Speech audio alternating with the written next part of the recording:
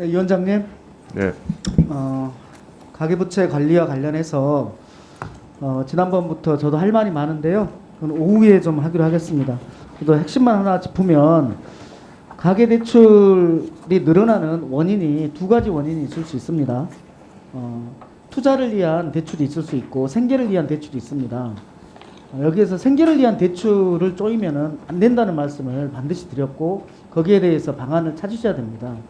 투자를 위한 대출이 조금 애매할 수 있는데 지금 아파트 집단 대출 지금 잔금 치러서 들어가야 되는 사람들한테 총량을 규제해 가지고 못 들어가고 있다라는, 저도 안양이 지역인데 이번 주말에도 아우성을 들었습니다. 그분과 관련해서 실수요자들을 어떻게 할 것인지에 대해서 좀 고민하셔서 오후에 조금 다시 한번 말씀해 주셨으면 좋겠습니다. 오후에 그거 다시 묻겠습니다. 지금 이 시간에는 가상자산거래소 관련해서 좀 여쭙겠습니다. 업비트 아시죠? 네. 네. 어제 YTN에서 업비트에 관련된 방송이 나왔는데 혹시 보고 받으셨나요? 네, 보고 받았습니다. 예, 그 내용을 좀 보겠습니다. 표를 보면요, 표 아래쪽을 보면 상장된 코인이 298개였습니다. 여기에서 업비트에서 받은 수수료가 4조였습니다. 그런데 상장 폐지된 코인이 145개입니다. 약 절반 정도가 상장 폐지됐습니다. 상장 폐지된 것으로 그들이 벌어간 수수료가 314억입니다. 왜 이렇게 상장 폐지가 많이 됐다고 생각하십니까? 제가 좀 말씀드릴까요? 업비트가 가상자산 거래소에서 점유율이 80%라는 건 알고 계시죠? 네.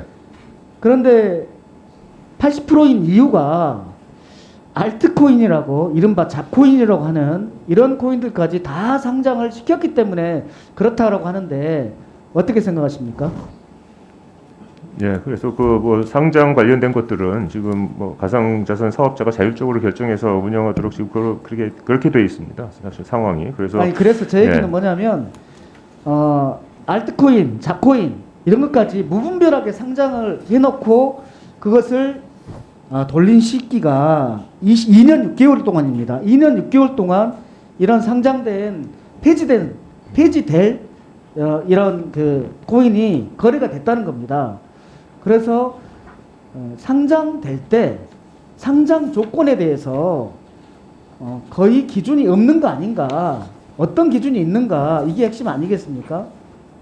그리고 상장 폐지될 때 상장 폐지의 기준이 무엇인가, 이게 핵심이 아니겠습니까? 예를 들어서 코인을 가지고 있는 사람은 상장이 폐지되면 어떻게 됩니까? 314조 원의 업비트가 수수료 이익을 가져가는 동안에 그것을 가지고 있는, 최종적으로 가지고 있는 코인 소유자들은 엄청난 손실을 보는 거 아닙니까? 그분들의 피눈물 아닙니까?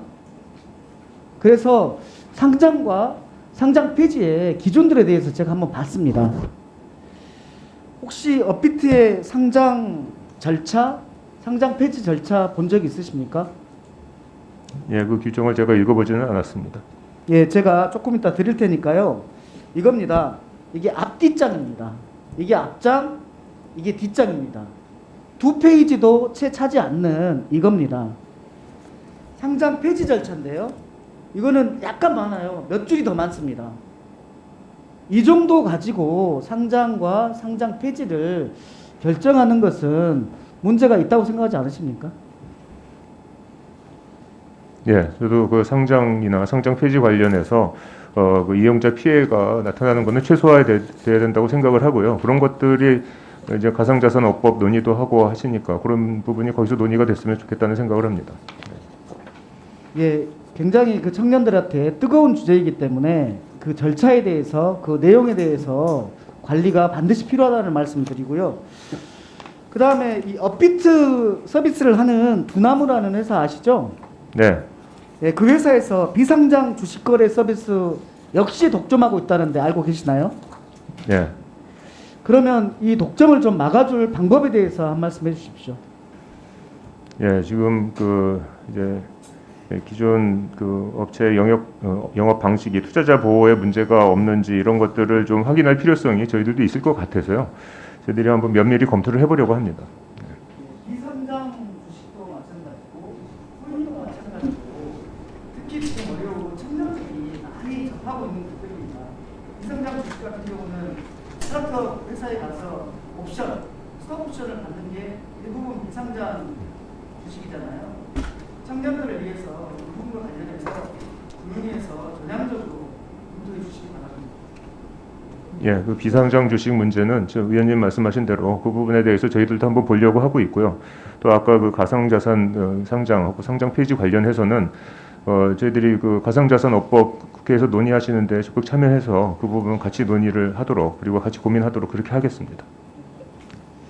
수고하셨습니다. 다음 유동수 의원님 질의해 주십시오.